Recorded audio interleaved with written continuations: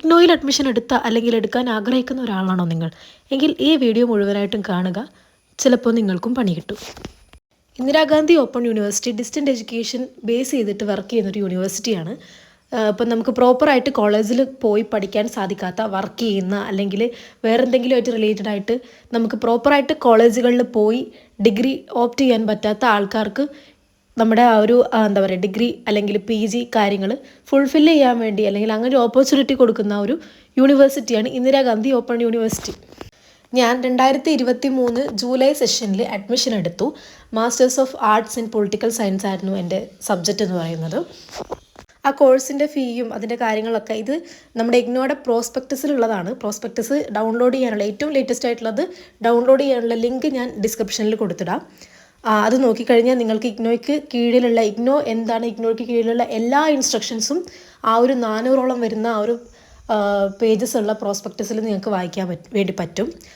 എനിക്ക് പറ്റിയൊരു പ്രധാനപ്പെട്ട പ്രശ്നം എന്താണെന്ന് വെച്ചാൽ, ഞാൻ അഡ്മിഷൻ എടുത്തു, ഫസ്റ്റ് ഇയർ എക്സാംസ് കഴിഞ്ഞു, സെക്കൻഡ് ഇയർ ആകുമ്പോൾ ഇതൊരു ഇയർ വൈസ് കോഴ്സ് ആയതുകൊണ്ട് സെക്കൻഡ് ഇയർ ആകുമ്പോൾ ജൂലൈയിൽ നമുക്ക് രജിസ്ട്രേഷൻ അപ്ലൈ ചെയ്യണം.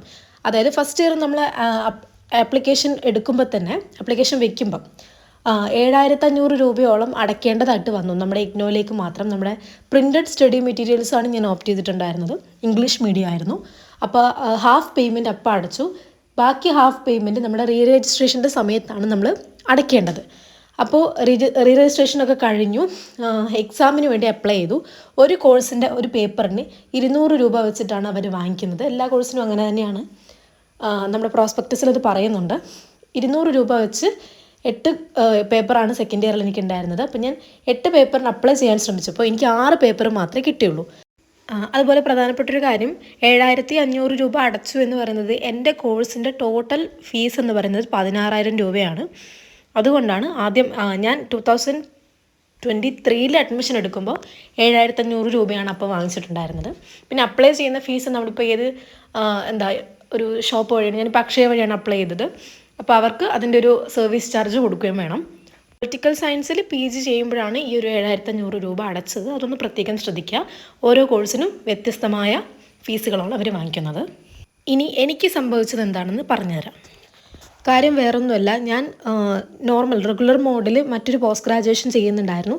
അപ്പോൾ അതിൻ്റെ ലാസ്റ്റ് സെം എക്സാം നടക്കുന്ന സമയത്തായിരുന്നു ഈ ഒരു രജിസ്ട്രേഷൻ്റെ കാര്യങ്ങൾ വരുന്നത്. അപ്പോൾ ആ തിരക്ക് കൊണ്ട് എനിക്ക് തീരെ രജിസ്റ്റർ ചെയ്യാൻ പോകാൻ പറ്റിയിരുന്നില്ല. ഞാൻ സ്വന്തമായിട്ട് ചെയ്യാറില്ല, അക്ഷയ വഴിയാണ് പോയി ചെയ്യാറുള്ളത്. കാരണം എനിക്ക് സ്വന്തമായിട്ട് ചെയ്യാനുള്ള ആ ഒരു അത്രയും കോൺഫിഡൻസ് ഇല്ലാത്തത് കൊണ്ടാണ്. പിന്നെ എറർ വന്നു കഴിഞ്ഞാൽ മാറ്റാനും വളരെ ബുദ്ധിമുട്ടാണ് എന്നുള്ളത് കൊണ്ടാണ് അങ്ങനെ ചൂസ് ചെയ്തത്. എൻ്റെ സ്റ്റഡി സെൻറ്റർ എന്ന് പറയുന്നത് കലൂരാണ്, എറണാകുളത്ത്. പിന്നെ ഞാൻ അതിന് കീഴിലുള്ള എക്സാമിനേഷൻ സെൻറ്ററായിട്ട് ഞാൻ ഓപ്റ്റ് ചെയ്തത് SH കോളേജാണ്, തേവര സീക്രട്ട് ഹാർട്ട് കോളേജ്.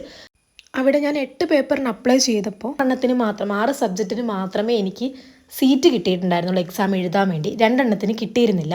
അപ്പോൾ നമുക്ക് ഇങ്ങനെ ഒരു കണ്ടീഷൻ വന്നു കഴിഞ്ഞാൽ നോർമലി നമ്മൾ ആ ജൂൺ സെഷനിൽ ആ ഒരു എക്സാം ആ 2 എണ്ണം എഴുതാതെ ബാക്കി 6 എണ്ണം ഞാൻ പോയി അപ്പിയർ ചെയ്തു. ഇനി 2 എണ്ണം ഡിസംബറിലോട്ടേക്ക് എഴുതാൻ വേണ്ടി നീക്കി വെച്ചു. എൻ്റെ തെറ്റ് കൊണ്ടും എൻ്റെ ആ ഒരു അറിവില്ലായ്മ കൊണ്ടും സംഭവിച്ചൊരു മിസ്റ്റേക്കാണിത്. കാരണം എന്ത് ആപ്ലിക്കേഷൻ വന്നു കഴിഞ്ഞാലും പെട്ടെന്ന് തന്നെ സബ്മിറ്റ് ചെയ്യുന്നതാണ് എന്തുകൊണ്ടും നല്ലത്. പിന്നീട് നമുക്ക് സൈറ്റ് ഇഷ്യൂസും കാര്യങ്ങളും ഒക്കെ ഫേസ് ചെയ്യേണ്ടി വരും. അതുപോലെ തന്നെ ഈ എക്സാമിൻ്റെ കാര്യത്തിലാണെങ്കിൽ ഇതുപോലെ സെൻറ്ററുകളിൽ സീറ്റ് ഇല്ലാത്ത ഒരവസ്ഥയും വരും. പക്ഷേ ശരിക്കും ഞാൻ ടൈം ബൗണ്ടഡായിട്ട് ചിന്തിച്ചിട്ട് ഒരു പ്ലാൻ വെച്ചപ്പോൾ എനിക്ക് ശരിക്കും ഒരു പണി കിട്ടിയെന്ന് മനസ്സിലായത് കോൺവൊക്കേഷൻ്റെ ഡേറ്റ് കണ്ടപ്പോൾ. ഈ ഒരു പേജ് നോക്കിയാൽ നിങ്ങൾക്ക് മനസ്സിലാവും ഇഗ്നോയിൽ നടന്നിട്ടുള്ള കോഴ്സുകളുടെ കോൺവൊക്കേഷൻ ഡേറ്റുകളും ഏതൊക്കെ ടേം ആൻഡ് എക്സാമിനേഷൻ കംപ്ലീറ്റ് ചെയ്ത, അതായത് പാസ് ഔട്ടായി കംപ്ലീറ്റഡ് എന്ന സ്റ്റാറ്റസ് കാണിച്ച ആൾക്കാർ അല്ലെങ്കിൽ അപ്പിയർ ചെയ്ത ആ ഒരു ഇയർ ആണ് ഇവിടെ കാണിക്കുന്നത്. നിലവിലിപ്പോൾ 38ാമത്തെ കോൺവൊക്കേഷൻ മാർച്ച് മാസം 5-ാം തീയതി 2025 കഴിഞ്ഞു.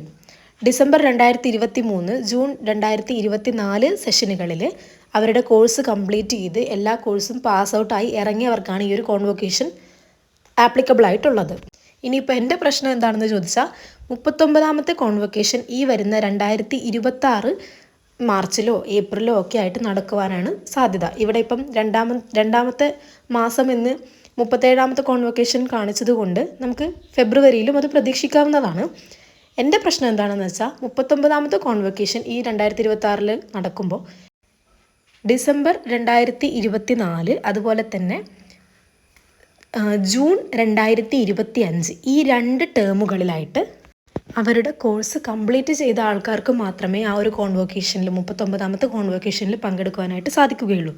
എനിക്കിപ്പോൾ 2 സബ്ജക്റ്റുകൾ എഴുതാനുള്ളത് കൊണ്ടും അതിന് സീറ്റില്ലാത്തത് കൊണ്ടും ഇപ്പോൾ ഡിസംബറിലോട്ട് മാറ്റി വെച്ചത് കൊണ്ടും എനിക്ക് ഈ ഒരു 39ാമത്തെ കോൺവൊക്കേഷനിൽ പങ്കെടുക്കാൻ സാധിക്കില്ല. എൻ്റെ കോൺവൊക്കേഷൻ വരുന്നത് 40ാമത്തതിലായിരിക്കും. കാരണം ഡിസംബർ 2025 ഞാനിപ്പോൾ എൻ്റെ ആ ഒരു എക്സാം കംപ്ലീറ്റ് ചെയ്യാൻ പോകുന്നത്. നമ്മളത് കഴിഞ്ഞിട്ട് ഇങ്ങനൊരു കോഴ്സ് കഴിഞ്ഞിട്ട് മറ്റെന്തെങ്കിലുമൊക്കെ കാര്യങ്ങൾ പ്ലാൻ ചെയ്യുകയോ അല്ലെങ്കിൽ ആ ഒരു ഇതിൽ നിന്ന് മാറി നമ്മൾ മറ്റ് കാര്യങ്ങൾ ചെയ്യാൻ ശ്രമിക്കുകയോ ചെയ്യുമ്പം ഇതൊരു തടസ്സമായിട്ട് വരാൻ സാധ്യതയുണ്ട്. പിന്നെ പ്രത്യേകിച്ച് പറയേണ്ട ഒരു കാര്യം, കോൺവൊക്കേഷനിൽ എല്ലാവരും ഒന്നും പങ്കെടുക്കാൻ സാധിക്കില്ല. അവർ സെലക്ട് ചെയ്ത് നമുക്ക് ആ ഒരു മെസ്സേജ് കിട്ടുന്ന ഒരു 2-3 പേർക്കൊക്കെയാണ് ഒരു സ്റ്റഡി സെൻറ്ററിൽ ഒരു കോഴ്സിൽ പങ്കെടുക്കാൻ സാധിക്കുക എന്നുള്ളതാണ് അറിയാൻ സാധിച്ചിട്ടുണ്ടായിരുന്നത്. ബാക്കിയുള്ളവർക്ക് ഫീസ് അടച്ചു കഴിഞ്ഞാൽ നമ്മുടെ ഒറിജിനൽ സർട്ടിഫിക്കറ്റ് നമ്മുടെ ആപ്ലിക്കേഷൻ വെക്കുമ്പോൾ നമ്മൾ ഏത് അഡ്രസ്സാണോ വെച്ചത് ആ ഒരു അഡ്രസ്സിലോട്ടേക്ക് അവർ ഡെലിവറി ചെയ്യുകയും ചെയ്യും. അപ്പോൾ എനിക്ക് പറ്റിയൊരു മിസ്റ്റേക്ക് എന്ന് വെച്ചാൽ ഞാൻ വളരെ ലേറ്റായിട്ട് എക്സാമിൻ്റെ ആപ്ലിക്കേഷൻ സബ്മിറ്റ് ചെയ്തു എന്നുള്ളതാണ്. അത് നേരത്തെ കൊടുത്തിട്ടുണ്ടെങ്കിൽ ഈ ഒരു കാലയളവിൽ എൻ്റെ എക്സാമുകൾ കഴിഞ്ഞു. ഇപ്പോൾ ഇഗ്നോയുടെ റിസൾട്ടുകളൊക്കെ ജൂൺ സെഷൻ 2025 റിസൾട്ടുകൾ പബ്ലിഷ് ചെയ്തുകൊണ്ടിരിക്കുകയാണ് ഓരോ പാർട്ടായിട്ട്. അതിലെൻ്റെ റിസൾട്ടും വന്നേനെ. അപ്പോൾ ഇതുപോലൊരു മിസ്റ്റേക്ക് നിങ്ങൾക്ക് വരാണ്ടിരിക്കാൻ വേണ്ടിയിട്ടാണ് ഞാൻ ഇത്രയും ഡീറ്റെയിൽ ആയിട്ടൊരു വീഡിയോ ചെയ്യുന്നത്. ഇത് കഴിഞ്ഞ് ഒരു കോഴ്സ് കഴിഞ്ഞ് വളരെ നെക്സ്റ്റ് തന്നെ മറ്റെന്തെങ്കിലും ഓപ്റ്റ് ചെയ്യാൻ താല്പര്യമുള്ളവരാണെങ്കിൽ ഇങ്ങനെയൊരു മിസ്റ്റേക്ക് വരാതിരിക്കാൻ പ്രത്യേകം ശ്രദ്ധിക്കുക. ഇഗ്നോയുടെ പ്രധാനപ്പെട്ട അറിയിപ്പുകളും മറ്റു കാര്യങ്ങളൊക്കെ അറിയാൻ വേണ്ടിയിട്ട് ഈ ചാനലൊന്ന് ഫോളോ ചെയ്യുക. അതുപോലെ തന്നെ എന്തെങ്കിലും കോഴ്സുകളെ പറ്റിയോ കാര്യങ്ങളെ പറ്റിയോ ഡൗട്ട് ഉണ്ടെങ്കിൽ ചോദിക്കാനും മടിക്കേണ്ട. താങ്ക്